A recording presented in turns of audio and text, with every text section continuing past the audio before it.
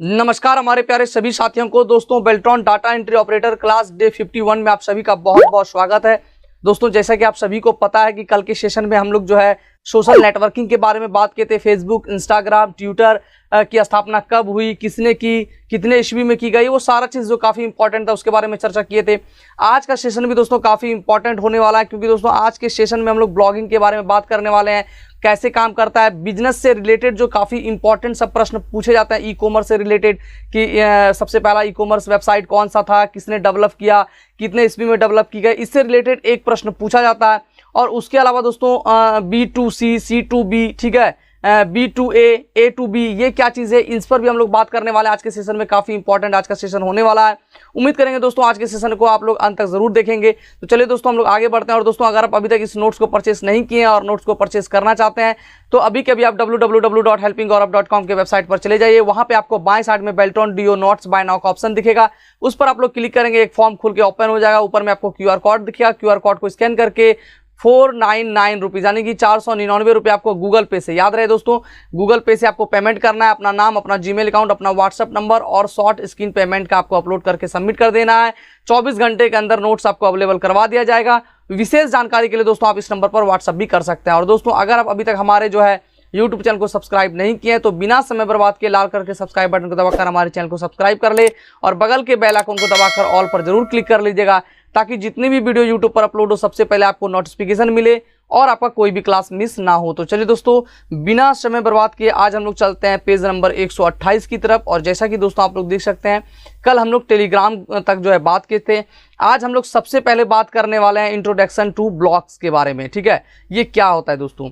तो ब्लॉग एक प्रकार की ऑनलाइन डायरी होती है। जैसे आप ऑफलाइन डायरी मेंटेन करते हैं ना, ठीक उसी तरह ऑनलाइन डायरी जो मेंटेन होता है उसी को हम लोग एक तरह से समझिए कि ब्लॉग कहते हैं। ठीक है, जहां पर लोग अपना जो है क्या करते हैं, ओपिनियन, एक्सपीरियंस और इंटरेस्ट, जिसमें आपको रुचियां हैं, ठीक है, इंटरेस्ट जो है को पोस्ट करते हैं। अगर आपको किसी चीज़ के को लेकर विशेष जानकारी है, ठीक है, मान लेते हैं कि आपको जो है पढ़ाई के क्षेत्र में जो है मैथ का आपको बहुत अच्छा एक्सपीरियंस है, मैथ के बारे में आपको रुचि है, मैथ के बारे में आपको नॉलेज है, तो आप मैथ के बारे में कुछ आप जो है विशेष जानकारी जो है आप अपने ब्लॉग के माध्यम से लिख करके आप दे सकते हैं।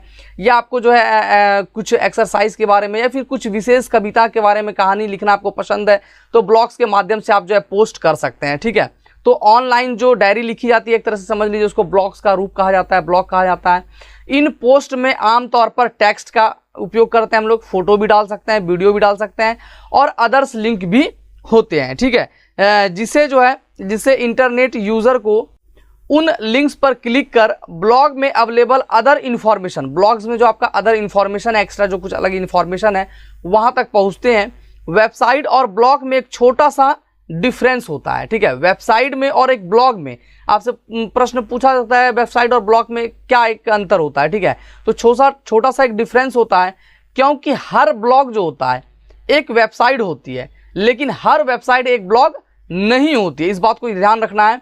आपसे प्रश्न पूछा जाएगा, ठीक है, कि हर ब्लॉग एक डैश होता है, वेबसाइट होता है, .com होता है, ठीक है, सोशल नेटवर्क होता है, मतलब अलग अलग टाइप का आपको पूछ सकता है।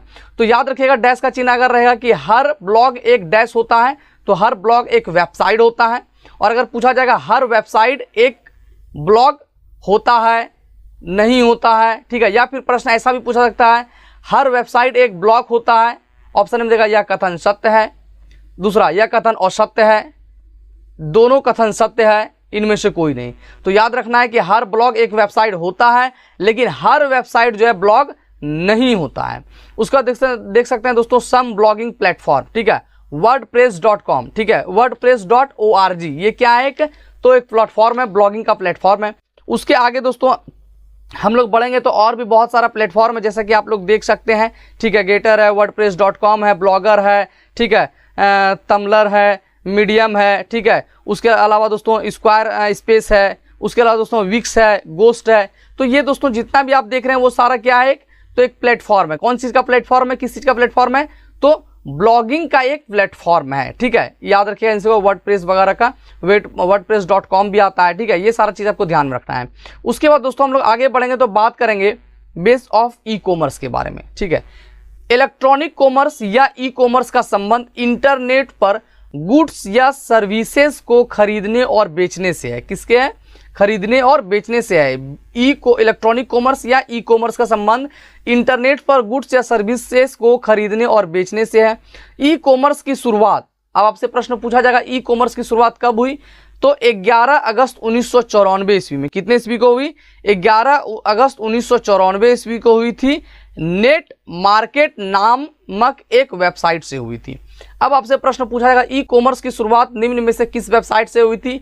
नेट मार्केट नामक से। ये प्रश्न जो है ना, नेट मार्केट नामक से, ये जो है आपका 2019 में किसी पाली में प्रश्न पूछा गया है। जब 2019 का जब मैं क्वेश्चन रिवाइज करवाऊंगा आप लोग को तो आपको देखने को मिलेगा। ठीक है, नेट मार्केट जो है नाम का एक वेबसाइट था जिसमें जो ई कॉमर्स की शुरुआत हुई 11 अगस्त 1994 ईस्वी में। ठीक है, अब देख सकते हैं नेट मार्केट नामक एक वेबसाइट से हुई थी ई कॉमर्स की शुरुआत। ये तो हम लोग समझ गए हैं।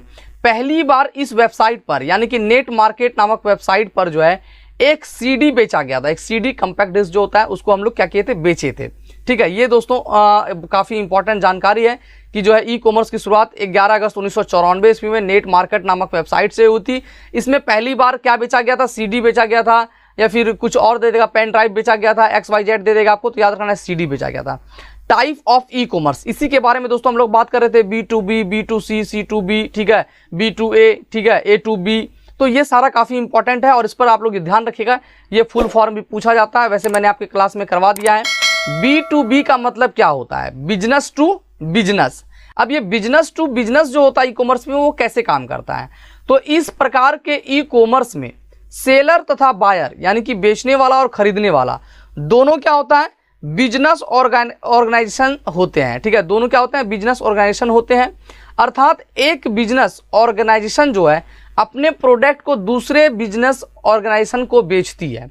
अब आपसे एग्जाम में प्रश्न पूछा जाएगा, ठीक है, एक बिजनेस ऑर्गेनाइजेशन जो है अपने प्रोडक्ट को दूसरे बिजनेस ऑर्गेनाइजेशन को बेचती है, यह क्या कहलाता है? B2B कहलाता है, B2C कहलाता है, C2B कहलाता है, B2A कहलाता है। तो याद रखना है आपको, B2B का मतलब बिजनेस टू बिजनेस होता है और इसमें क्या होता है? एक बिजनेस ऑर्गेनाइजेशन जो है अपने प्रोडक्ट को दूसरे बिजनेस ऑर्गेनाइजेशन के पास जो है बेचती है। ठीक है, उसके बाद दोस्तों हम लोग आगे बढ़ेंगे तो B2C यानी कि बिजनेस टू कंज्यूमर, ये क्या होता है? इस प्रकार के ई कॉमर्स में ऑर्गेनाइजेशन या कंपनियां सीधे कंज्यूमर को अपना प्रोडक्ट ऑनलाइन बेचती है। क्या करती है? अपना प्रोडक्ट क्या करती है? सीधे जो है कंज्यूमर को, कस्टमर को आप एक तरह से समझिए कि डायरेक्ट वह बेचती है। ठीक है, कौन? B2C। यह सबसे ज़्यादा यूज होने वाला ई कॉमर्स है। इसमें जो है कस्टमर प्रोडक्ट को ऑनलाइन वेबसाइट में देख सकता है तथा उसे ऑर्डर कर सकता है। कंपनी को ऑर्डर की इंफॉर्मेशन यानी कि जानकारी मिल जाने के बाद कंपनी प्रोडक्ट को सीधे कस्टमर तक भेज देती है। जैसे में अमेजॉन है, फ्लिपकार्ट है, मिंत्रा है। इसके अलावा भी दोस्तों बहुत सारा वेबसाइट आज के समय में आ गया है जिसमें आप जो है डायरेक्ट प्रोडक्ट देख करके आप ऑर्डर कर सकते हैं और आपको मिल जाएगा। ये प्रोसेस जो कहलाता है वो B2C कहलाता है यानी कि बिजनेस टू कस्टमर कहलाता है। अब आपसे एग्जाम में प्रश्न को किसी भी तरह से घुमा के ये प्रश्न पूछा जाता है, ठीक है, कि जब कोई व्यक्ति अमेजॉन, फ्लिपकार्ट से डायरेक्ट किसी प्रोडक्ट को देख करके ऑनलाइन ऑर्डर करके मंगवाता है, यह मेथड क्या कहलाता है? ठीक है, तो B2C मेथड कहलाता है, B2C ई कॉमर्स कहलाता है, या B2B ई कॉमर्स कहलाता है, C2B ई कॉमर्स कहलाता है, C2C ई कॉमर्स कहलाता है। तो याद रखना है B2C कॉमर्स कहलाता है यानी कि बिजनेस टू कंज्यूमर। बिजनेस वाला जो है वो सीधा कंज्यूमर यानी कि कस्टमर को प्रोडक्ट बेच रहा है, कस्टमर डायरेक्ट ऑर्डर कर रहा है। ठीक है, ये दोस्तों हो गया B2C से रिलेटेड। उसके बाद हम लोग आगे बढ़ेंगे तो जैसा कि आप लोग देख सकते हैं C2B यानी कि कंज्यूमर टू बिजनेस। याद रखिएगा, कंज्यूमर टू बिजनेस। अभी B2C पढ़ रहे थे, आप पढ़ेंगे हम लोग C2B। इस प्रकार के ई कॉमर्स में कंज्यूमर अपने प्रोडक्ट या सर्विसेज को कहाँ बेचता है? किसी कंपनीज में यानी किसी जो है कंपनी में जो है क्या करता है? बेचते हैं। ठीक है, कौन बेचता है? तो C2B यानी कि कंज्यूमर टू बिजनेस। ठीक है, इस चीज को ध्यान में रखिएगा। इस प्रकार के ई कॉमर्स में जो है कंज्यूमर जो होता है अपने प्रोडक्ट को जो है किसी कंपनी को जो है बेच देता है। उसके बाद दोस्तों हम लोग बात करने वाले हैं C2C के बारे में यानी कि कंज्यूमर टू कंज्यूमर। ठीक है, इस प्रकार के ई कॉमर्स में सेलर तथा बायर दोनों कंज्यूमर ही होते हैं यानी कि बेचने वाला और खरीदने वाला दोनों कंज्यूमर ही होता है, इसलिए दोस्तों उसको C2C कहा जाता है, नहीं कंज्यूमर टू कंज्यूमर कहा जाता है।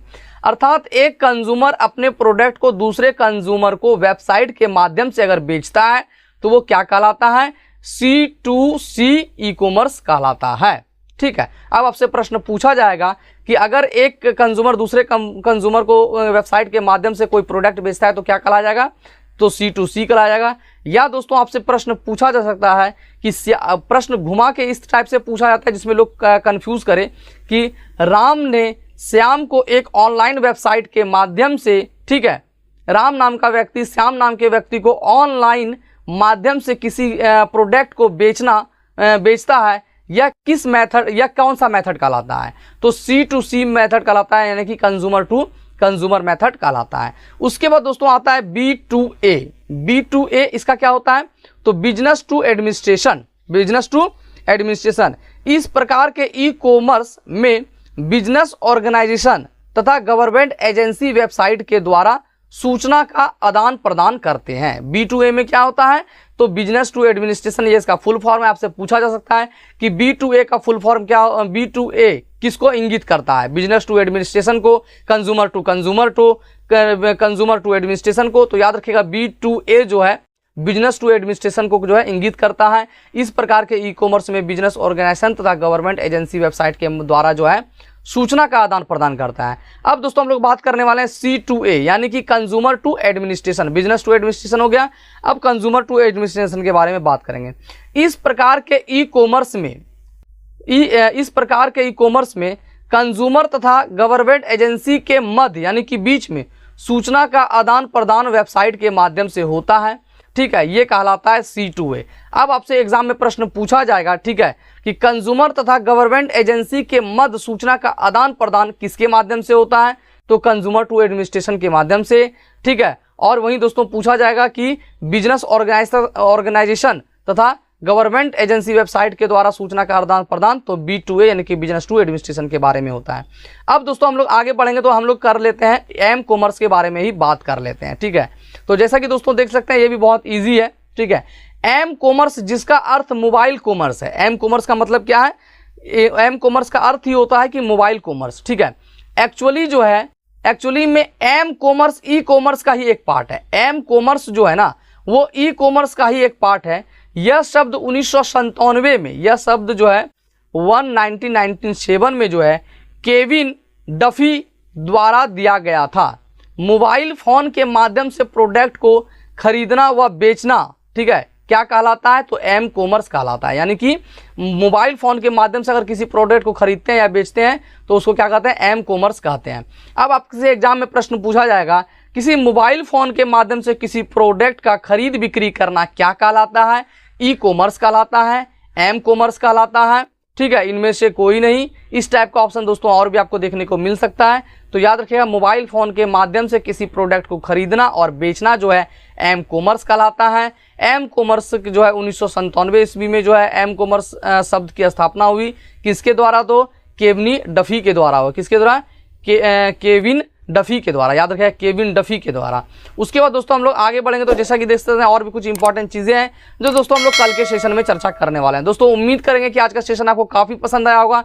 और आज के सेशन में जो मैंने C2C, C2B और काफ़ी B2C के बारे में मैंने पढ़ाया है, B2B के बारे में, वो काफ़ी इंपॉर्टेंट है और आपके एग्जाम में इससे रिलेटेड भी एक प्रश्न पूछा जा सकता है। इसलिए दोस्तों काफ़ी ध्यान से आप लोग क्लास कीजिएगा। मिलते हैं फिर से आपसे अगली वीडियो में, तब तक के लिए बाय एंड टेक केयर। जय हिंद, वंदे मातरम।